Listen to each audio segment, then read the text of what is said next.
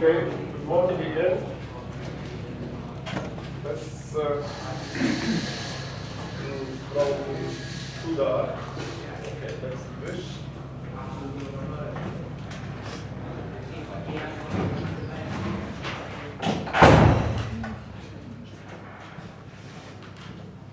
Okay, now let me get back the PowerPoint from the previous lecture.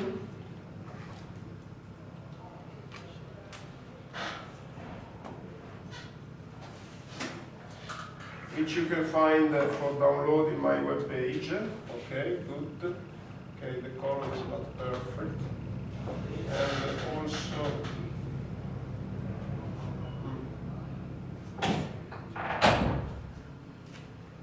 just one second.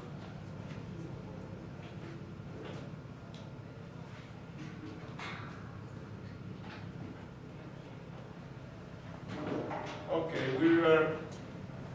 we got here. So first of all, I wrote a new setting for the projector, and there is the lower part of the screen that is missing. So I think it's better in this way. If we feel uncomfortable later, I can get it back. But I think it's a little bit bigger, and I don't think we lose much. But let's see what happens. And I just want to remind you that later on we will have a seminar by Professor Giulia Vico. She's a professor at I think it's Uppsala Agricultural University, and she will tell you. And she will talk about water demand for irrigation.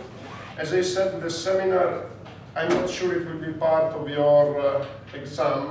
We will see, depending on how difficult is it, because I feel that it may be quite technical. So if it is very technical, then it's just part of your background, and it will not be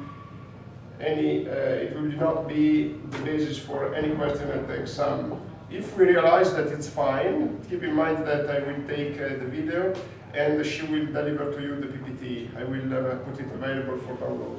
If it is not too technical and it's fine, we can discuss on Thursday whether and in what way to include it as a part of your background material for the exam. Okay, let's see what happens. In any case, I think it is extremely useful that you listen from a foreign professor.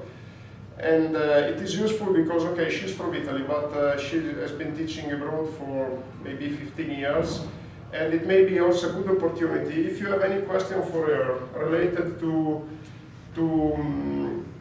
anything that may refer to how they teach in Swedish, or what is the background of their student. As I said, she's teaching in a university in a faculty of agriculture, but it's very related to engineering. Agriculture and engineering, they are strictly related.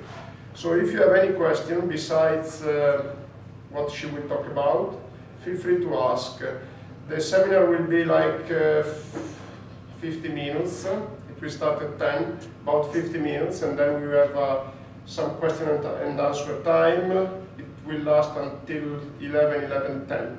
If you have other lectures later, please feel free to leave the room when it's needed. Okay, that's it. Now, we were talking about technical solutions for ensuring that the water use is sustainable, and we spoke about increasing water supply. We already spoke about it. But we didn't speak about another possible solution. Basically, you can identify three categories of solutions. One is when you experience a shortage of water.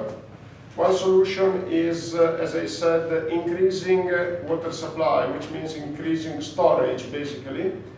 A second solution is to opt for water demand control and regulation. Of course, what is water scarcity? It's an imbalance between demand and availability. So, what you need to study solutions to water scarcity problems, as we will see, is just to compute a water balance. In principle, conceptually, it's very simple. you have on the one hand demands, on the other hand you have availability. And between them there are losses, possible losses. And you have to compute a balance between demand and availability. Of course, if there is an imbalance, a first solution is to increase supply, availability. A second solution is to reduce demand. And in between, there are losses, as I mentioned. They are part of the balance, and you can't, as I said, you can't avoid losses. And therefore, when we talk about water demand control and regulation, we also include control of water losses. Okay, so first we may speak about losses. We already mentioned that they are very relevant. Keep in mind that it's not a loss of water. It's because losses means that water is released back to the environment through infiltration or through leakages in any way. So it's, strictly speaking, is not really a loss, but it's a water flow that once withdrawn from the original source doesn't reach the end user, and therefore it's something that may cause imbalance. So speaking about losses sometimes is misleading. Of course, technically speaking, we have to call them losses, but keep in mind that it's a loss only with respect to the end use of water. It's not, strictly speaking, a loss of water. I say this because there are, in some cases, there are people convinced that water loss contributes to environmental restoration. Because, of course, the losses then go back to the groundwater reserves, and therefore they may contribute to environmental restoration, or some losses may go back to the river, and again, this contributes to environmental restoration. So it's not really, and strictly speaking, only negative effect. Of course, it is negative from the point of view of satisfying water demands by the end user. I hope the concept is clear. So controlling losses means, first of all, to identify them, to locate them. It's not easy, because a water supply system is extremely complex. Very often it's extremely long, and therefore you know that there are losses, or you may know that there are losses, but you don't know where they are. I said you may know because sometimes it's not easy to measure what is withdrawn from the original source and what is delivered to the user. Especially the second one, it's difficult to measure. And of course you have meters, water meters, for any end user. Not for any of them really, because some of them may use the water without metering the use. And in any case, even if there are meters, sometimes there are uncertainties related to the fact that the meter may fail or may be imprecise. And therefore, you know, it's already not an easy task to identify, to estimate the losses. And to locate them, it's even more difficult. And if you work with a pressured water distribution system, it's a bit easier than working with the canals. It's a bit easier because you don't have, or you have only a limited evaporation.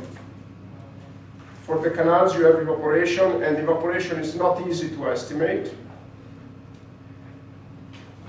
And if you have a pressure system, it's a bit easier because you can use advanced techniques based on sound signals like echoes, etc. So you may basically send a sound signal along the pipe, and then when you are downstream, you study the propagation of the sound signal, and you can understand from the propagation if there were losses. And this is only one example of technique that you can use for study the propagation of signals in general through pipes, which is a possible way for estimating losses. But still, this is an area of research that is very active and it's evolving. Of course, what are the solutions? For infiltrations, for infiltration from the canals, the solution may be to reduce the permeability of the canal bed, of the channel bed. And this is something that can be achieved by paving the channels with concrete, for instance. It's not a final solution because the concrete may then, fissures may originate in the concrete after a while. But still, if you pave the canal, this is, of course, reduces the permeability a lot. And this is a solution that is not really environmentally friendly. You can easily understand why. Because if you look at a canal in a, let's say, in an original configuration, it looks extremely nice. It's part of an ecosystem. If you pave it, of course, it changes radically.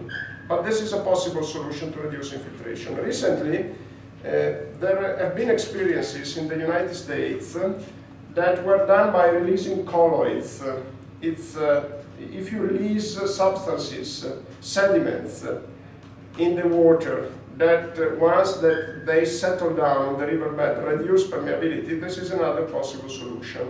And this is more environmentally friendly on the one hand. On the other hand, they may reduce the quality of water because they may get suspended in the water, and therefore, depending on the final use, colloids may be really not a good thing.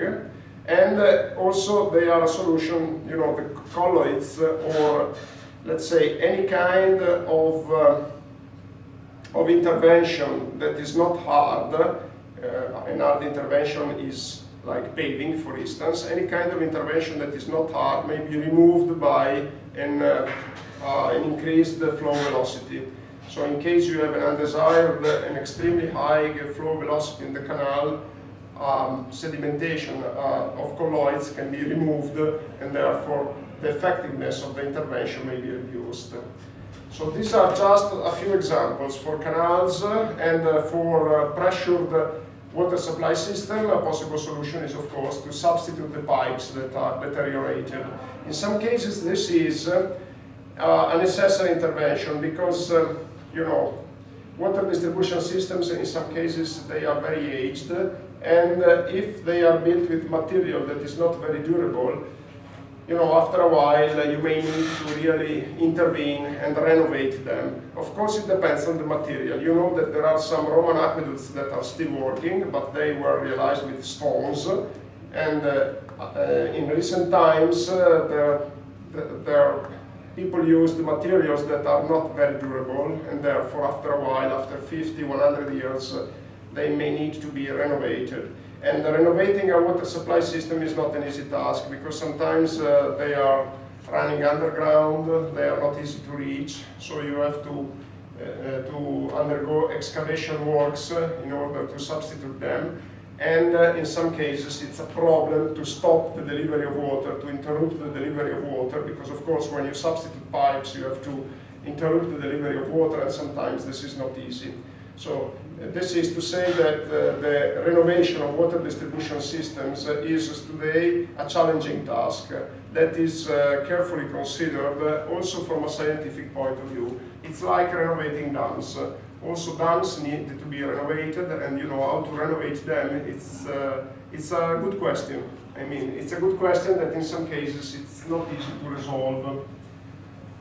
Because water is necessary, and therefore interrupting the delivery of water to urban settlements is something that is really problematic.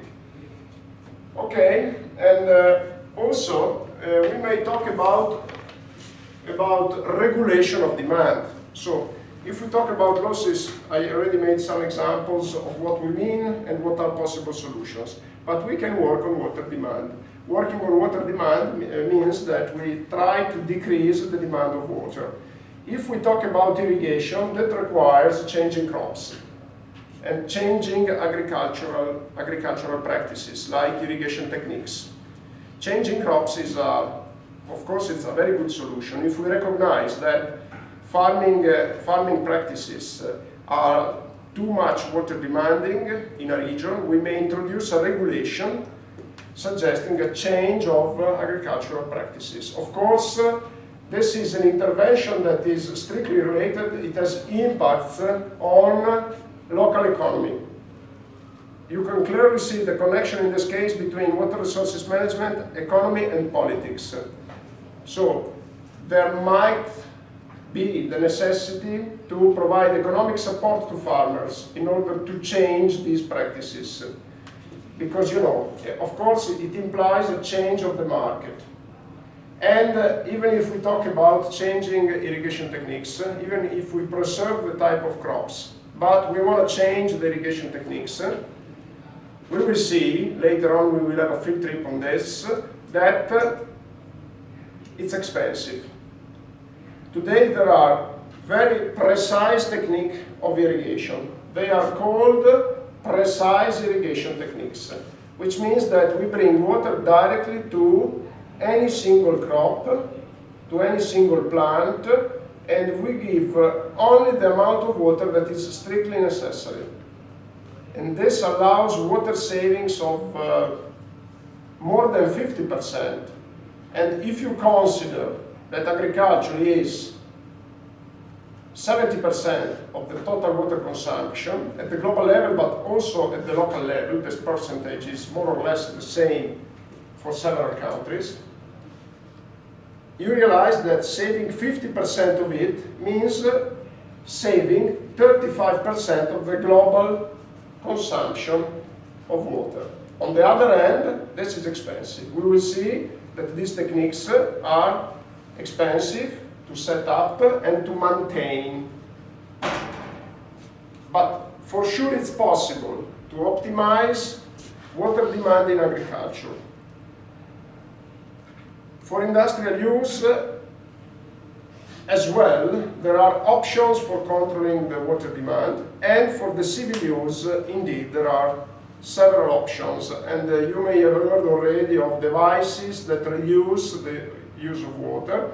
There are devices that are put into the water taps that reduce the water flow, so that you are not tempted to open the full flow of water from the tap, but you are forced to use only a limited amount of it. The same for showers.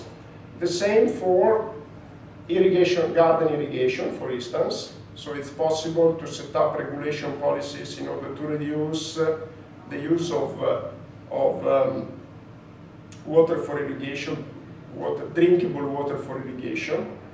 By the way, it's also a good thing because very often drinkable water is sanitized, and sanitation is not very compliant with the need of several plants.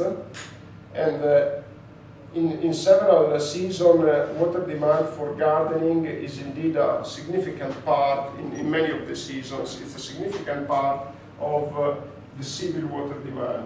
And also a possible way of controlling water demand for civil use is pricing. I don't think it's included here, and it's here. And water price reforms. Pricing is recognized to be an effective measure. Of course, if you increase the price of water, you reduce consumption. And of course, you need to control the process. There, in Italy and in several countries, there is an independent authority that is controlling the prices of water. You know that water is a public good, but in some countries is at least in part managed by private companies, which is fine, I mean, because in order to manage water you need a lot of investments, and therefore the good question is it efficient that water is managed, I'm talking about management, publicly? It's a good question because you need investments in order to optimize water use. And you know, investments sometimes are more easy to do for the private sector than the public sector. For instance, for a very simple reason. When you use public money, any expense needs to be controlled by an independent authority. So like in the university, if I want to buy a pen, I need to be controlled by a governmental authority that certifies that this pen is needed. I'm not allowed to say with public money, I need a pen, and then I buy it. There must be an authority controlling how the public money is spent, which is fine. On the other hand, you understand that it becomes extremely complicated, the management of investments in the public sector. And the example of the pen is a true example. I tell you, for anything that I need to buy in the university, I need to get permission from an independent authority, which is called Revisore dei Conti in Italian, or I think in English it's somebody that controls the income and outcome of money, of public money. For the private sector, if I am a private worker, I can buy whatever I want. I can buy a Ferrari because it's my money, so I don't need to be controlled. And therefore, it's a very good question whether some basic needs, it's better that they are administered by a private company rather than a public body. And this is a relevant question in water, and we had a pool, a consultation, an electoral consultation, we call it a referendum in Italy, some years ago, and the question was precisely that one. Should we give administration of water completely in the hands of the public sector with governmental authority controlling prices, or should we impose that at least in part water is managed by public funds? And we decided for the second option, which means that water management in Italy is managed by companies that are mixed. Part of the funds are coming from the private sector, part of the funds are coming from the public sector. In any case, whatever decision you take, given that water is a public good, in Italy, by law, we need to establish an authority, a governmental authority that controls the prices. And controlling the prices means also to verify what investments are needed.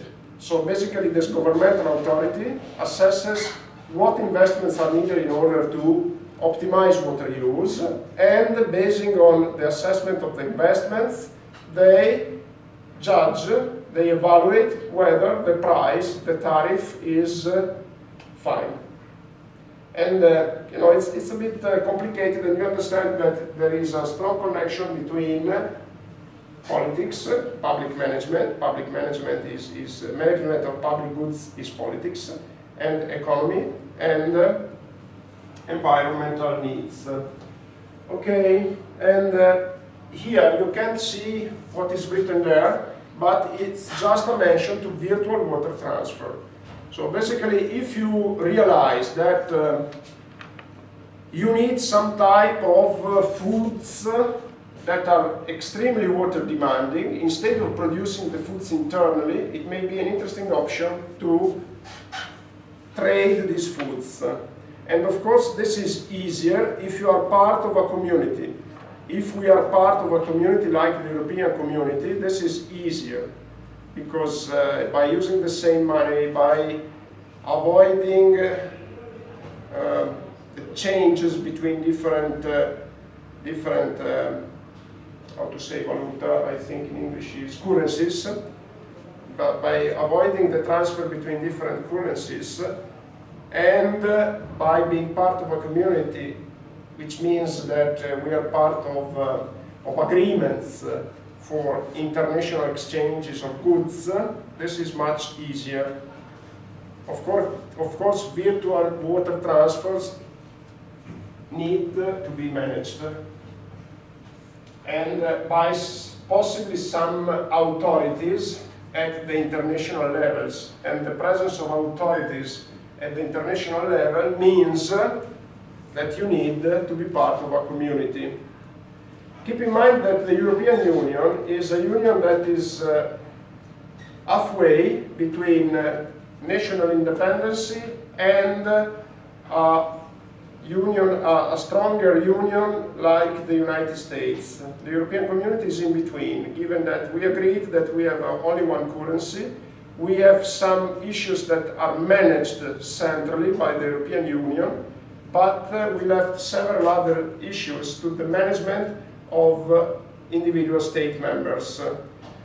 So organization of trade is something that is not managed by the European Union, while in the United States you have federal laws that regulate the trade between each state of the United States.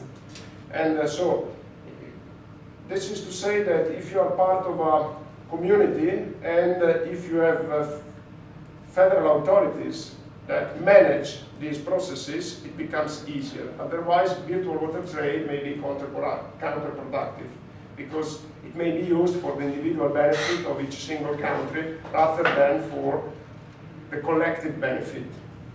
Collective benefit is something very nice, very good. Everybody says, yeah, it's a very good idea. But on the other hand, when it comes to identifying the actions to make sure that the benefit is collective, if you are not part of a strong union, it becomes really tricky, as you may understand.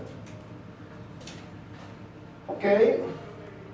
Another solution, I mentioned three technical solutions, three classes: increasing supply, controlling demand, and other possibilities, reducing the impact of extremes, which is something that may be related to, of course, increasing supply and controlling demand, because one possible way for reducing the impact of extremes is storing more water, for instance. So you don't have to see these three categories as completely separated. They are not three separate boxes. They are categories that admit for some overlap between them. As I said, in general, classification, when you study, helps to understand, to getting a clear picture of the notions and concepts that you are learning. Classifications are extremely useful. So if we talk about technical interventions, in order to better remember them and to better understand what we're talking about, it's extremely useful to use classifications. So I use classifications in my courses, but on the other hand, we don't have to think of a classification as something that is very rigid, very strict, okay? Okay, so why reducing the impact of extremes is important? Because when we talk about water resources management, when we talk about sustainability, extremes, which are shocks, may impact the system for a long time. So sustainability of a water distribution system may be compromised by a drought for a long time. The impact of extremes may last for decades, tens of years. And also a flood, because of course when we talk about water resources management, we are prioritarily concerned by droughts, but also floods may impact our systems, because they can destroy some infrastructures and they may cause pollution. And I give you an example. The 2006 tsunami in Sri Lanka caused a saltwater intrusion that is going to impact their freshwater resources for tens of years. Because of course the wave was so strong and it went into the land so far that freshwater resources in underground, groundwater resources, became salted, and to remove the salt from a groundwater body takes tens of years, maybe hundreds of years. So reducing the impact of extremes is extremely important for this reason, because they are long-lasting shocks. And here you can see a brief treatment. And how can we reduce the impact of extremes? First of all, even here we can introduce a classification. Structural measures, non-structural measures. You can call them gray solution or green solution. And let me give you a couple of examples. Infrastructures are a way to reduce the impact of extremes. A dam, for instance, or for a flood, a levee, or some walls that are built over the levees. These are structural interventions to avoid flooding, to avoid shortage of water. For saltwater intrusion, we have as well structural interventions that are possible Saltwater intrusion is very simply to say, is salt water that from the sea transfers underground and contaminates freshwater resources in the underground. And there are structural interventions. And then there are non-structural interventions, like forecasting. Forecasting is a green solution. It means that with some advance, you know that a drought may be coming. And therefore, what you do is start saving water months in advance. Or you may decide to leave some crops. For instance, if you realize that you are undergoing a shortage of water, and we know that irrigation takes 70% of it, we may decide to retreat from cultivating some crops. We may decide to abandon them. Of course, we need to give money to the farmers to provide a refund, and this can be done through a public investment or through insurance. Insurance is another green solution. Basically, you set up a policy to oblige the farmers to get insured. In this way, it's not really a big problem if you decide that with the occurrence of a drought, you decide that some crops are abandoned. And this is probably cheaper than building a dam, for instance.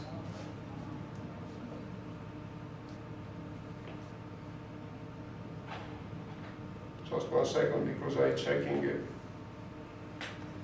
professor.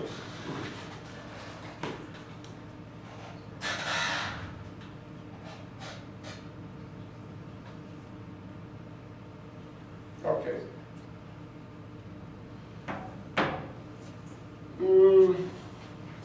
There are several other possible solutions to reducing the impact of extremes. We are not going into the details here, and because, you know, it's a long list that we don't need to extensively know. At this level of learning, it's just enough that we learn that there are extremes are a problem, and there are several ways, structural and non-structural, to reduce their impact.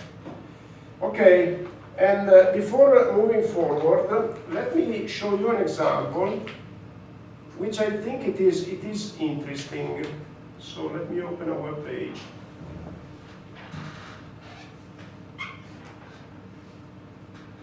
Because we are talking of extremes, we are talking of sustainability, and there is a classical example of breakdown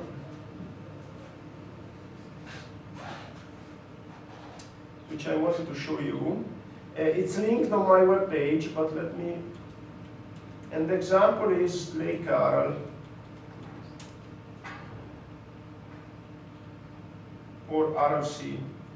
So this is a screenshot from the Wikipedia page, and let's look at this picture. Okay, first of all, what is Lake Aral? Lake Aral is located in the former Soviet Union, and it was up to, this picture is taken in 1989, if I'm not mistaken, yes.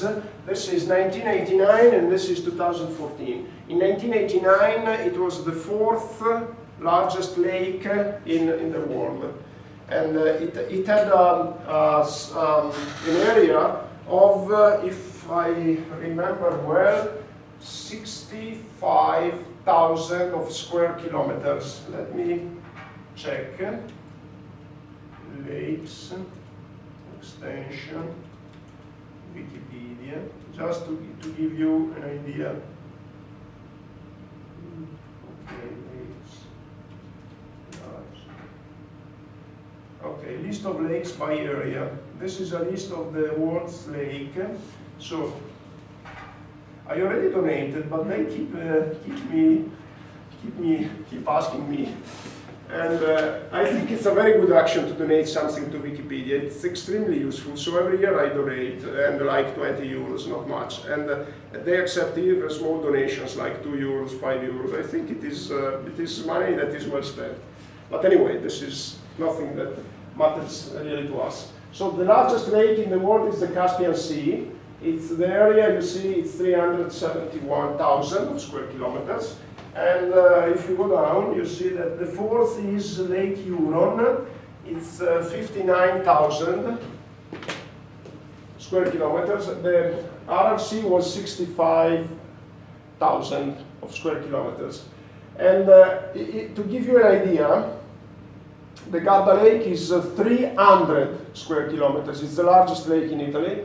The Balaton Lake is 500. Here we are talking of the Aral Sea, 65,000. So it's another order of magnitude. These 2 orders of magnitude larger. And you see what happened. This was 1989. It was 30 years ago. And this is 2014, so in 25 years it disappeared. And this is an example of ecosystem breakdown. What happened? Basically, keep in mind that this lake had no outflow, only inflow. The lake occupied a large depression in the Soviet Union, and around 1960, the Soviet Union wanted to increase the cultivation of cotton. It was called the white gold because cotton was very good on the market, very powerful, and they started to divert water from the river inflowing in the Aral Sea to irrigate the cotton. And diversion was just water withdrawal, not real physical diversion of rivers. And you know, of course, by diverting water in this way, they reduce the inflow. Here there is a lot of evaporation, and this is what happened. And now they are trying to restore it, at least in part. And restoration is a bit problematic because it doesn't suffice to reduce the cultivation of cotton and therefore reducing water withdrawal, because the reduction of evaporation has induced a local climate change, and therefore precipitation is also reduced. So this is an example of a tipping point that has been passed. What is a tipping point? It's the point of transition from 2 stable configurations of the same system.